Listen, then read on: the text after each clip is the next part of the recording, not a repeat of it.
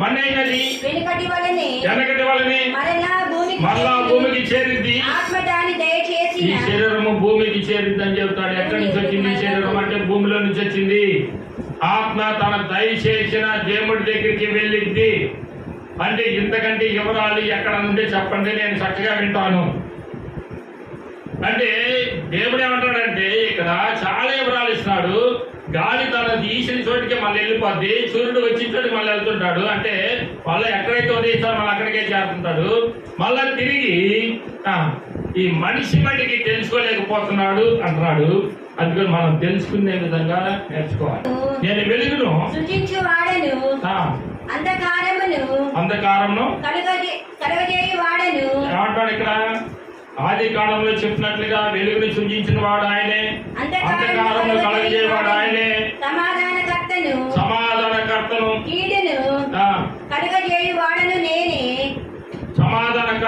కీడును కలగజేయవాడును నేనే, యెహోవా నేనే వీటన్నిటిని కలగజేయువాడను. అబ్బా, ఇంతకంటే సాక్ష్యం ఉందా?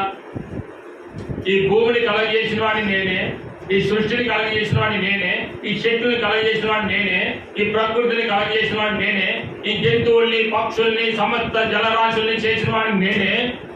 వీటికంటే ఇంకేదన్నా ఉంటే చెప్పండి అని చెప్తాడు ప్రభు. అన్ని కలగజేసిన వాడిని నేనే నేనే నేనే అంటాడా?